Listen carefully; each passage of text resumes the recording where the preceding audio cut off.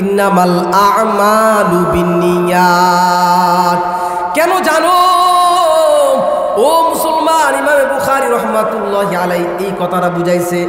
আমি এত পাক পবিত্র হয়ে একটা হাদিসের কিতাব লিখলাম, আমি এই হাদিসের কিতাবটা হাজার হাজার জাল হাদিস, জয়ীফ হাদিস, হাজার হাজার হাদিস যাচাই বাছাই করে একদম পিওর, একদম সহি হাদিসগুলো আমি আমার কিতাবের মধ্যে লিখলাম।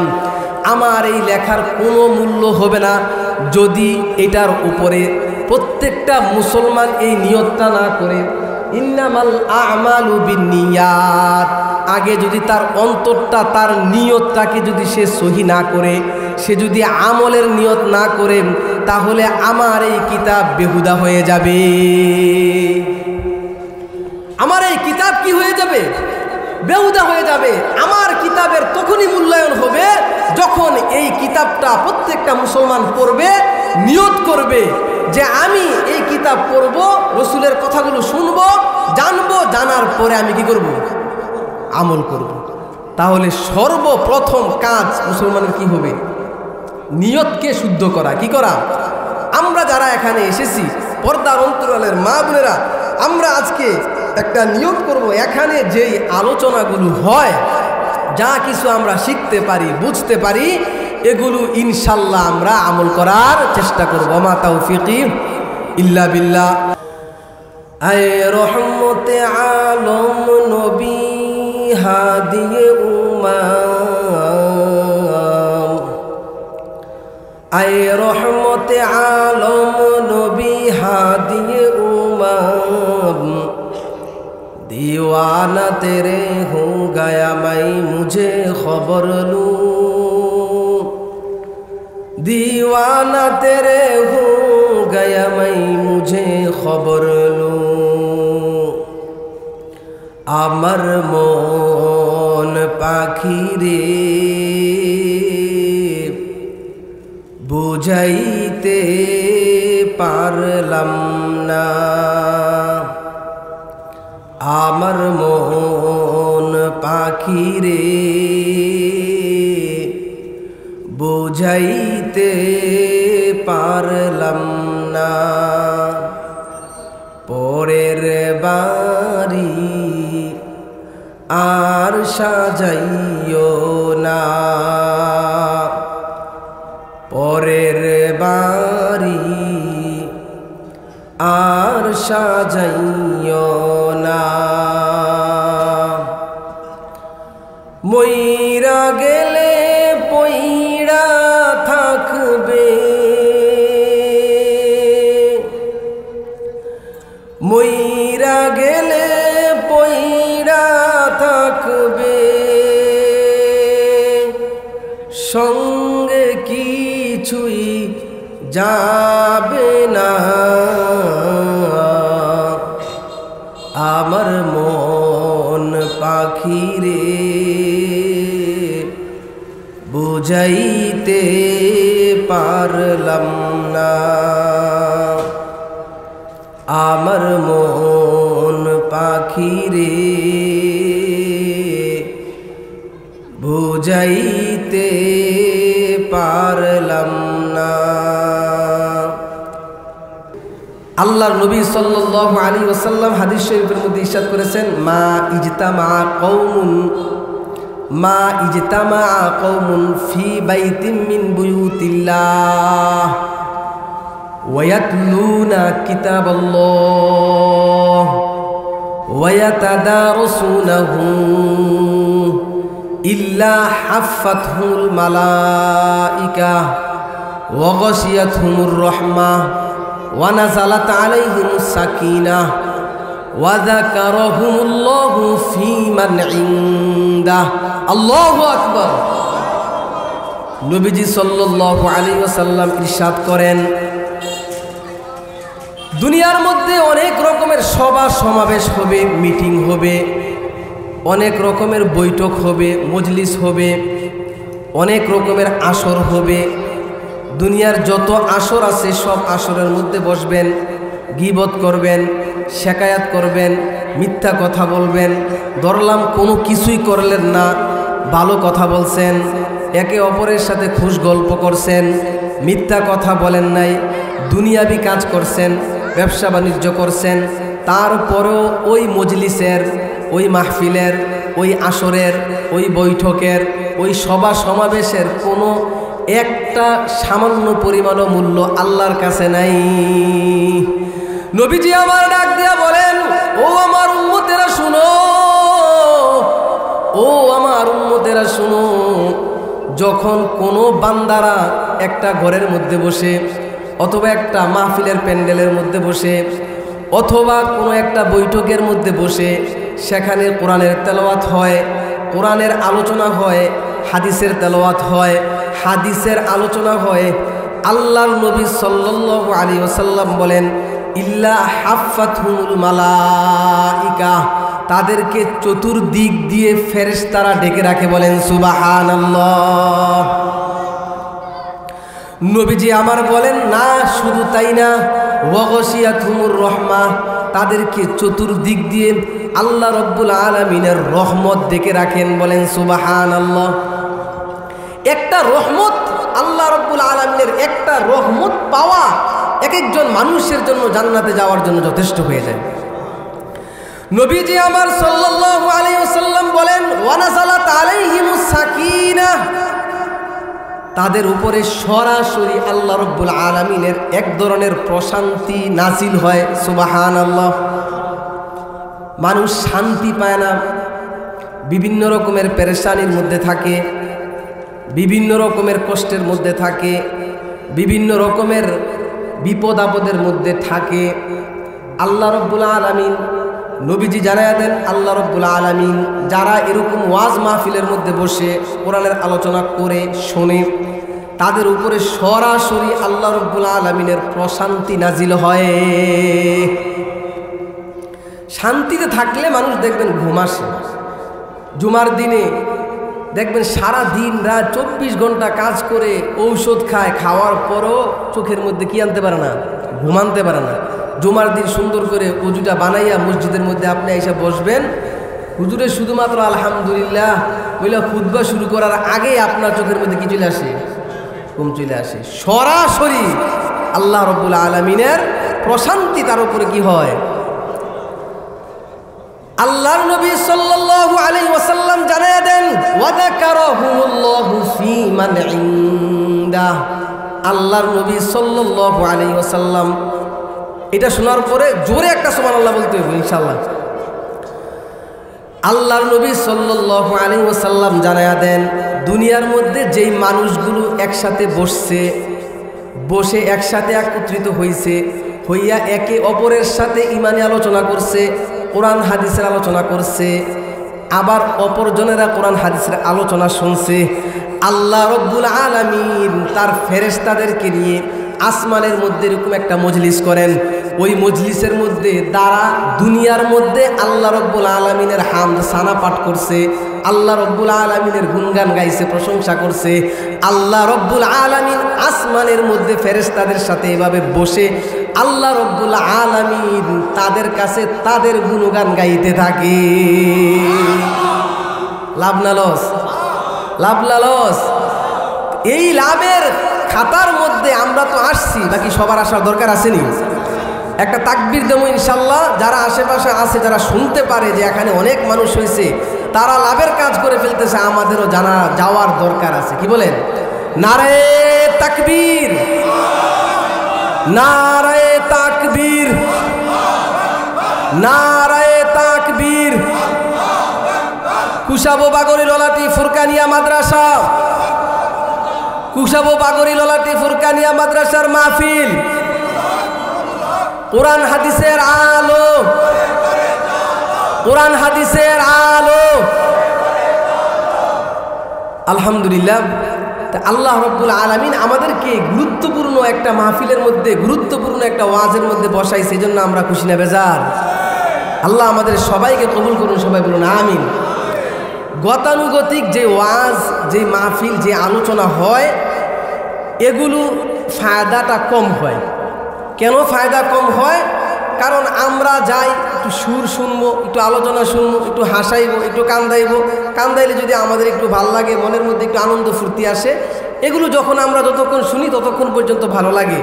যখন আলোচনা শেষ, মাহফিল শেষ, ওয়াজের মাঠেই সব আলোচনা রেখে আমরা বাড়িতে চলে আসি। আজকেও কি আপনারা এমন করবেন? সামনে রমজান মাস চলে আসছে। আমার আগে যিনি বয়ান করছেন মাশাআল্লাহ অনেক বড় একজন আলেম, অনেক ভদ্র মানুষ, অনেক এলমি মানুষ, আপনারা আলোচনা শুনছেন। তিনি রমজান মাসে কিভাবে আমল করবেন এই সম্পর্কে বিস্তারিত আপনাদেরকে কি করছেন, আলোচনা করে শোনাইছেন। এখন থেকে আপনারা যেই কাজটা করবেন নিয়তটা সহি করে নিন। ইমামে বুখারী রহমাতুল্লাহি আলাইহি পৃথিবী বিখ্যাত কিতাব লিখেছেন বুখারী শরীফ। একজন মুসলমান আদনা যে ইমানদার দাবি করে, মুসলমান দাবি করে, ওই মানুষটাও বুখারী শরীফের নাম শুনছে। কোরআনের পরে আসমানের নিচে জমিনের উপরে সবচাইতে প্রসিদ্ধ যে কিতাব, সবচাইতে সহি যেই কিতাব, প্রত্যেকটা মুসলমানের মুখে মুখে যে কিতাবের নাম, সেই কিতাবের নাম হচ্ছে বুখারী। সেই কিতাবের নাম কি? বুখারী শরীফ, হাদিসের কিতাব।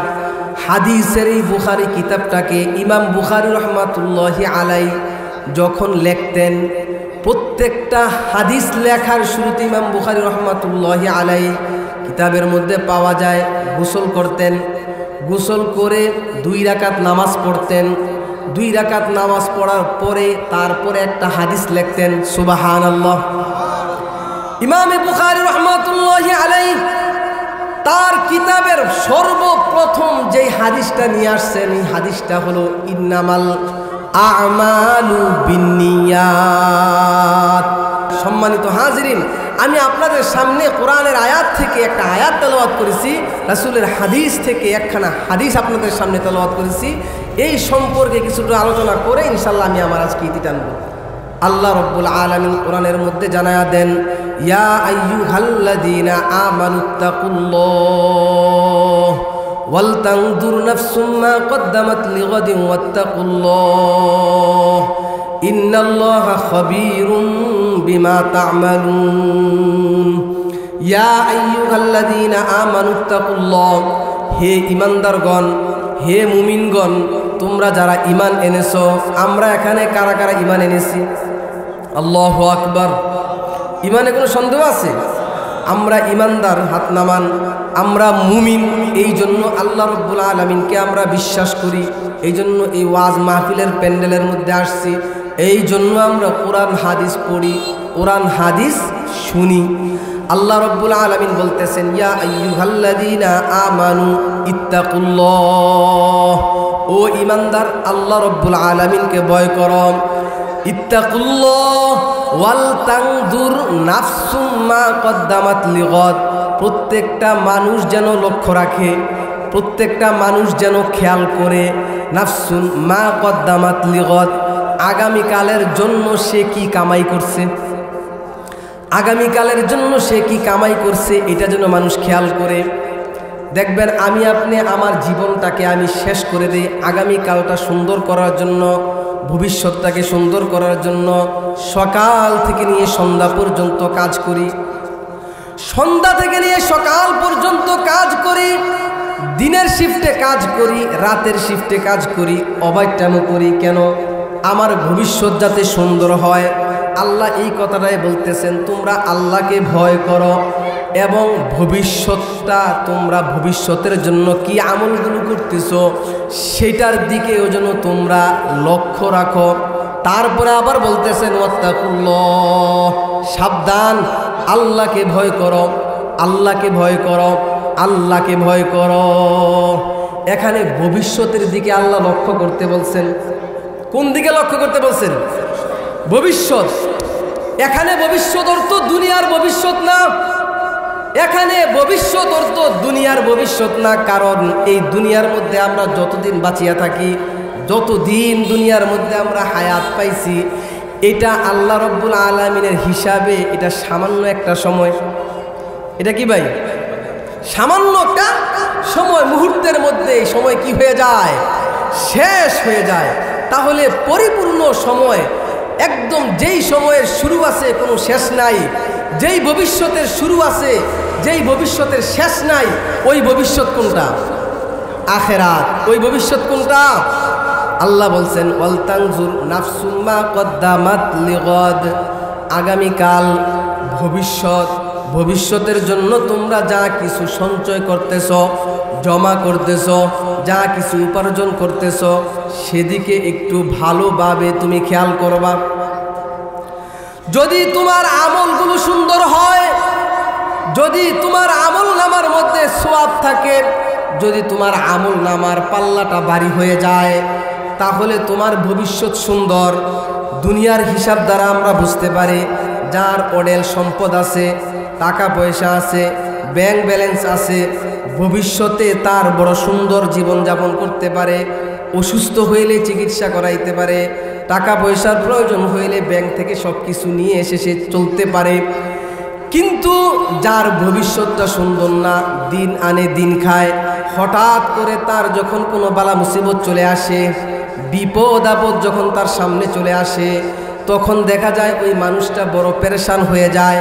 ওই মানুষটা দুনিয়ার মধ্যে একটা হতাশার মধ্যে ভুগতে থাকে, ঠিক নি? আল্লাহ রাব্বুল আলামিন বলেন, শোনো, ভবিষ্যতের ব্যাংকের মধ্যে তোমরা কি জমা রাখতেছ, আখিরাতের ব্যাংকের মধ্যে তোমরা কি জমা রাখতেছ, এই বিষয়টার দিকেও তোমরা ভালোভাবে খেয়াল করবা। এই জন্য সাহাবায়ে কেরাম রাদিয়াল্লাহু তাআলা আনহুম আল্লাহ রাব্বুল আলামিনকে অধিক হারে ভয় পাইতেন। প্রত্যেকটা কাজ কর্ম করার সময় চিন্তা ভাবনা করে করতেন, হায় রে, আমার এই কাজটা যে আমি করতেছি, এই কাজের মাধ্যমে আমার ভবিষ্যৎ সুন্দর নাকি আমার ভবিষ্যৎ বড় খারাপ? আমি যে আমল করতেছি, এই আমল আমার জন্য ভালো নাকি আমার ভবিষ্যৎ খারাপ? এই দিকে লক্ষ্য করে তারপরে কি করতেন? তারা সামনের দিকে অগ্রসর হইতেন।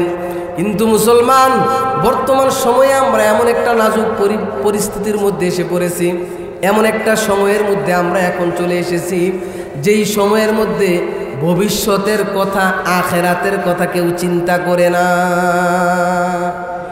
সব মানুষ কে কিভাবে গুনার দিকে ধাবিত হবে, কিভাবে জাহান্নামের দিকে ধাবিত হবে, কে কার আগে জাহান্নামে যাইতে পারে, সেই প্রতিযোগিতার মধ্যে আমরা এখন নেমে পড়েছি, ঠিক নি বলেন?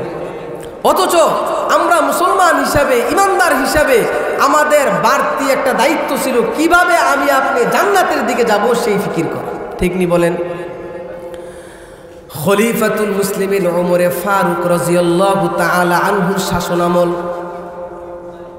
উমর রাদিয়াল্লাহু তাআলা আনহু আমাদের পূর্বপুরুষ ছিলেন, ইসলামের ইতিহাসের বিশাল বড় একজন খলিফা ছিলেন।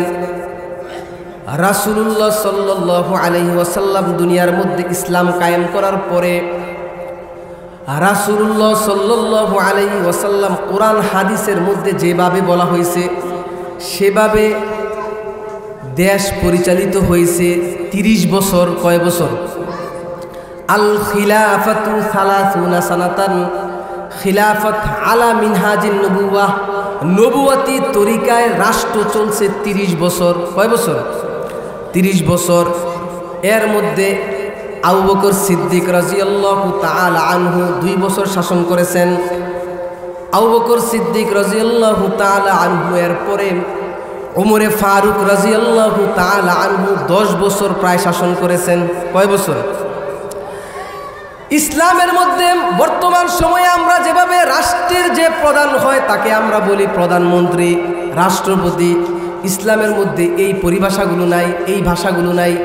ইসলামের মধ্যে বলা হয় খলিফাতুল মুসলিমিন, মুসলমানদের খলিফা, মুসলমানদের আল্লাহ তাআলার পক্ষ থেকে একজন প্রতিনিধি, যে আল্লাহ রাব্বুল আলামিনের আইনগুলো দুনিয়ার মধ্যে বাস্তবায়ন করবে, যে আল্লাহর কাছে জবাবদিহি থাকবে, যে আল্লাহ রাব্বুল আলামিনকে ভয় পাবে, এমন একজন খলিফা খলিফাতুল মুসলিমিন উমরে ফারুক রাদিয়াল্লাহু তাআলা আনহু।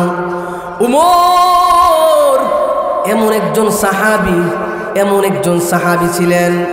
উমরে ফারুক রাদিয়াল্লাহু তাআলা আনহুর ব্যাপারে বলা হয় আল্লাহর নবী সাল্লাল্লাহু আলাইহি ওয়াসাল্লাম শুরুর জমানায় আল্লাহ রাব্বুল আলামিনের কাছে দোয়া করেছেন, আল্লাহ দুইজনের একজনকে ইসলামের মধ্যে তুমি কবুল করে নাও, হয়তো আবু জাহেলকে কবুল করে নাও, আর নাই তো উমর ফারুক রাদিয়াল্লাহু তাআলা আনহুকে কবুল করে নাও। আল্লাহ রব্বুল আলামিন উমরে ফারুক রাদিয়াল্লাহু তাআলা আনহুকে ইসলামের জন্য কবুল করে নিয়েছেন, বলেন সুবহানাল্লাহ।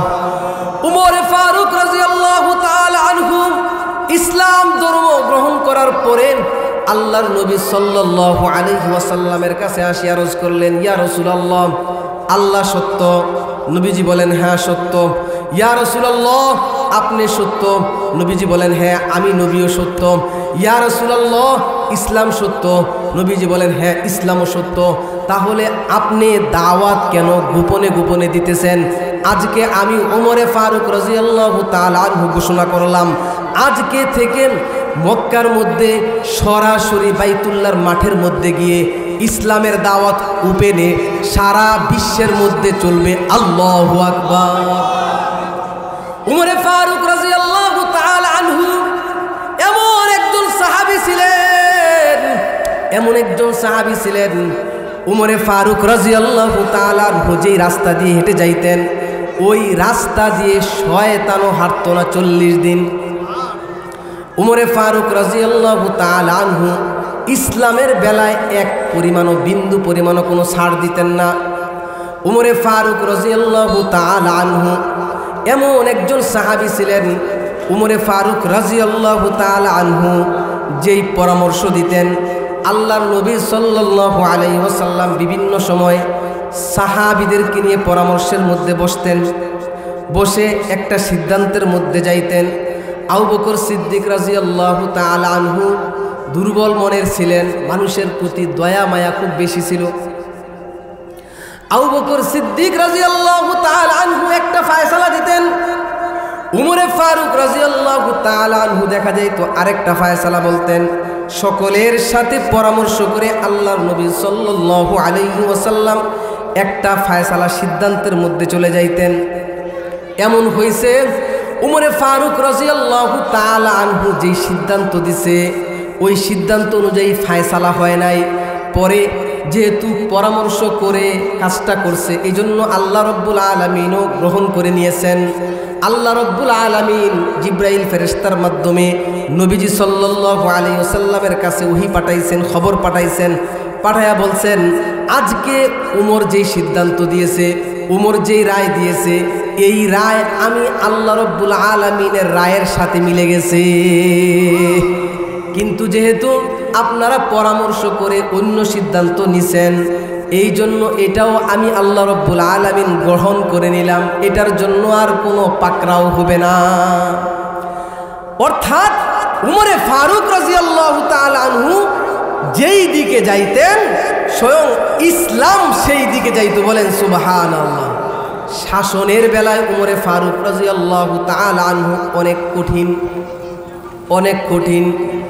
হিমস নগরী বিজয় লাভ করার পরে হিমসের মানুষগুলো উমরে ফারুক রাদিয়াল্লাহু তাআলা আনহুর কাছে আসলেন, ও খলিফাতুল মুসলিমিন, ও আমিরুল মুমিনিন, আপনি হইলেন মুসলমানদের খলিফা, আপনি হইলেন আল্লাহ রব্বুল আলামিনের পক্ষ থেকে মুসলমানদের জন্য প্রতিনিধি।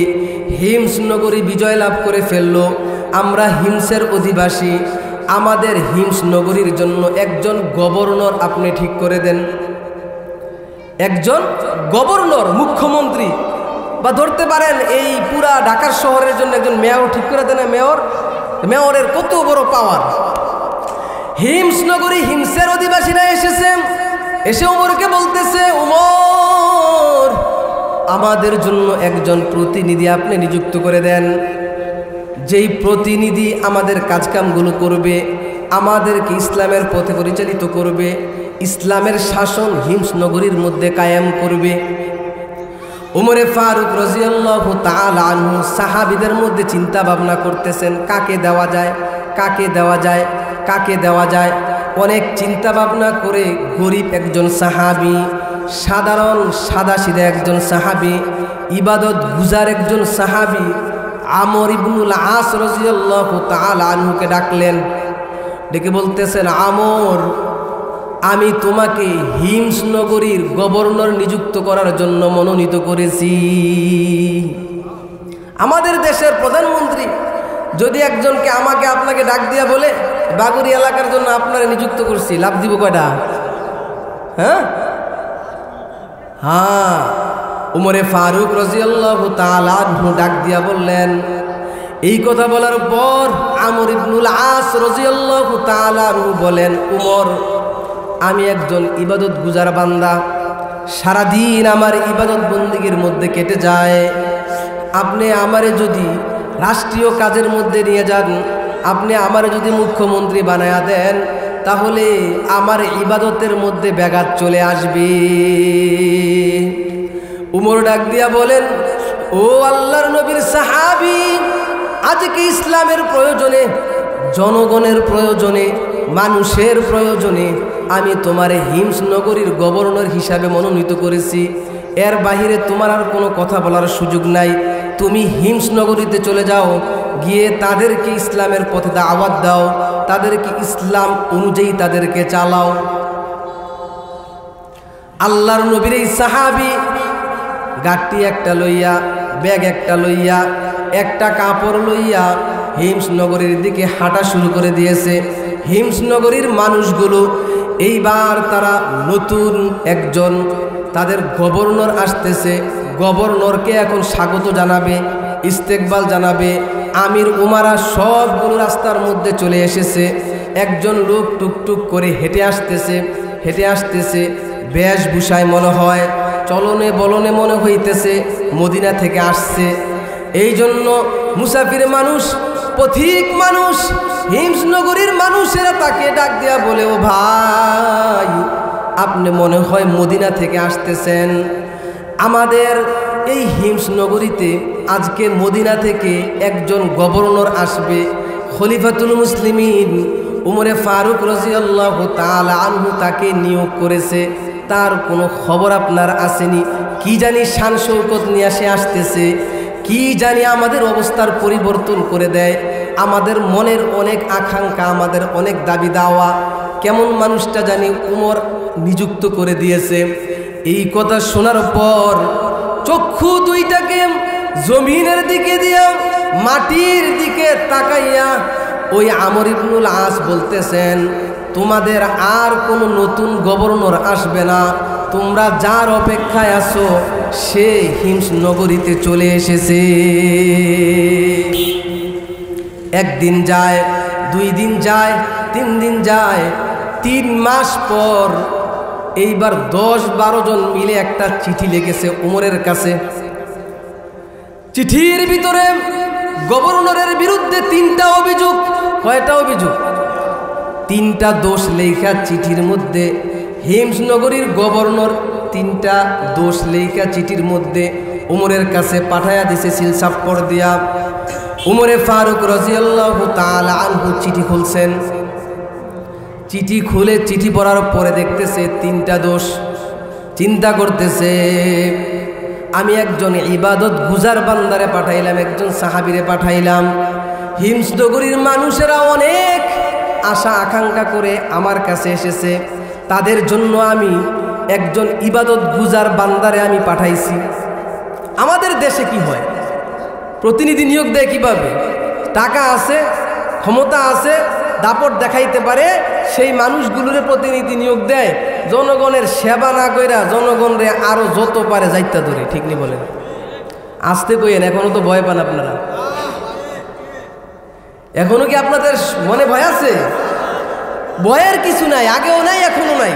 সত্য যেই কথা, কোরআন হাদিসের যেই কথা, সাহাবীদের যেই আমল আমাদেরকে দেখায়া গেছে, সেগুলো আমাদের কি করতে হবে? বলতে হবে। এগুলো সত্য কথা। ইবাদত গুজার বান্দা আমর ইবনুল আস রাদিয়াল্লাহু তাআলা আনহুর বিরুদ্ধে 3টা অভিযোগ। 1 নম্বরের অভিযোগ, আমর প্রতিদিন দেরি করে অফিসের মধ্যে আসে। 2 নম্বরের অভিযোগ, না হয় প্রতিদিন দেরি করে আসলো, 15-20 দিন পরে একদিন এমন হয় ওই দিন আমর অফিসের মধ্যেই আসে না। দিনের বেলায় জনগণের খেদমত করে, ঠিক আছে, কিন্তু রাতের বেলায় আমরা জনগণ আমর ইবনুল আসকে পাই না। তিনটা অভিযোগ, বিশাল বড় বড় তিন অভিযোগ। দুর্নীতির অভিযোগ দিচ্ছে, টাকা পয়সা মাইরা বিদেশ পালাই গেছে এমন অভিযোগ দিচ্ছে, কোটি কোটি টাকা, হাজার হাজার কোটি টাকা খাইয়া বাংলাদেশে ফাঁকা কইরা বিদেশ পালাই গেছে এমন হচ্ছে। অত বড় বেহায়া, নির্লজ্জ। আবার ইয়ার মধ্যে আইসা বলে আমার দারোয়ান পিওনে 400 কোটি টাকার মালিক হয়ে গেছে। পিওনে কত কোটি টাকার মালিক হয়ে গেছে? এমন কোনো অভিযোগ না বাবা, ভালো করে বুঝেন। কষ্টের কথা বলতেছি, এই ওয়াজগুলো সবাইকে শোনানো দরকার। একজন মানুষ শুনেও যদি তার ভিতরের ঈমান জ্বলে ওঠে, একজন মানুষও যদি তার ভিতরে পরিবর্তন নিয়ে আসতে পারে, আমাদের কোনো কিছুর মধ্যে লোভ নাই। আমাদের লোভ, আমাদের চাহিদা হইল প্রত্যেকটা মানুষকে নিয়ে আমরা জান্নাতে যাই। এটাই আমাদের চাহিদা। আমাদের চাহিদা হইল প্রত্যেকটা মানুষকে নিয়ে আমরা কোথায় যাই? জান্নাতে যাই। আপনি অপরাধ করতেছেন, আপনি শয়তানের ধোঁকায় পড়ে অপরাধ করতেছেন। আমরা চাই এই অপরাধ, এই শয়তানিটা আপনার থেকে বন্ধ হয়ে আপনি জান্নাতি মানুষ হয়ে যান। ও বাবা, হিমসের গভর্নরের বিরুদ্ধে 3টা অভিযোগ। 1 নম্বরের অভিযোগ, হিমসের গভর্নর প্রতিদিন একটু দেরি করে অফিসে আসে। 2 নম্বরের অভিযোগ, 15-20 দিন পর পরে একদিন এমন হয় যেই দিন হিমসের গভর্নর অফিস করতে আসে না। 3 নম্বরের অভিযোগ, দিনের বেলায় তো আমরা গভর্নরের কাছ থেকে পাই, কিন্তু রাতের বেলায় আমরা গভর্নরে আর খুঁজে পাই না। 3 অভিযোগ নিয়ে ওমরের কাছে বিচার।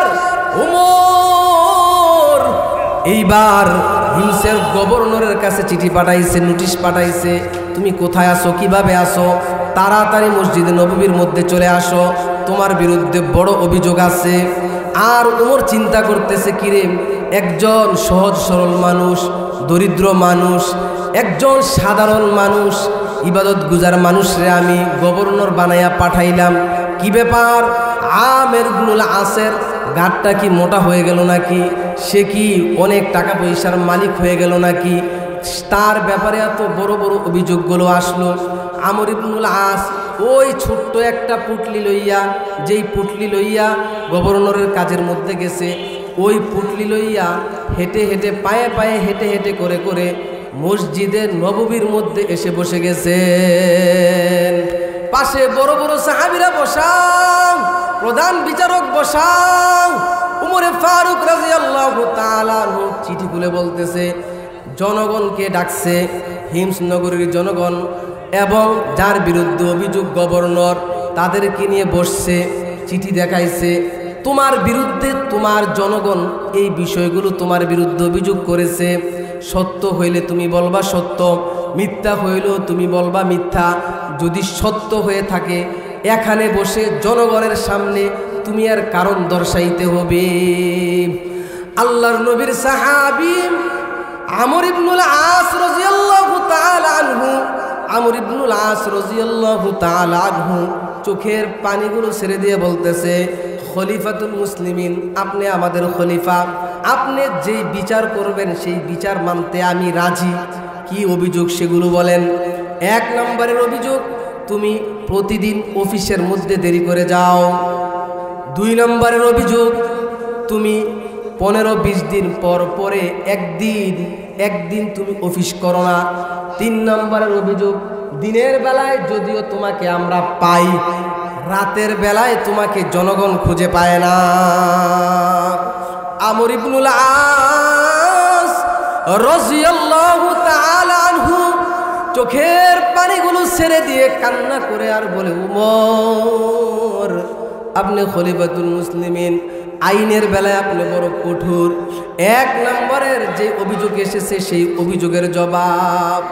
ও খলিফাতুল মুসলিমিন, আমি প্রতিদিন অফিসের মধ্যে একটু দেরি করে যাই, কথা ঠিক আছে, কথা মিথ্যা না। বলে কারণ কি? কারণ আমার ঘরে সন্তান আছে, সন্তান সন্ততি আছে, আমার বিবি বাচ্চা আছে, আমার ঘরে আলাদা কোনো খাদেম নাই, আমার ঘরে আলাদা কোনো সরকারি কর্মচারী নাই, আমার সন্তান সন্ততি বেশি, তাদেরকে আমার স্ত্রী একা সব কিছু গুছাইয়া দিতে পারে না। আমার সন্তান সন্ততিদেরকে আমার স্ত্রী দেখে, অথবা আমি আমার সন্তান সন্ততিদেরকে দেখি, দেখার পরে ঘরের খাবার দাবারের যে কাজ আমার স্ত্রী করে অথবা আমি করি, এগুলো গুছাইয়া সামলাইয়া আস্তে আস্তে আমার অফিসে দেরি হয়ে যায়। ও খলিফাতুল মুসলিমিন,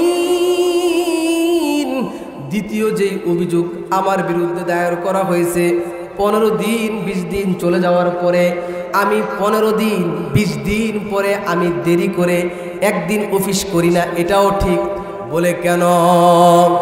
খলিফাতুল মুসলিমিন শোনেন, কারণ আমার গায়ে যে জামাটা দেখছেন, যেই দিন আমি হিমস নগরীতে গিয়েছিলাম ওই দিনও আমি এই জামাটা পরেছি, আজকে যখন ফিরে এসেছি আজকেও আমি এই জামাটা পরে এসেছি। আমার দ্বিতীয় আরেকটা জামা নাই, দ্বিতীয় আরেকটা আমার জামা নাই। 15 দিন 20 দিন এই জামা পরে আমি অফিস করি।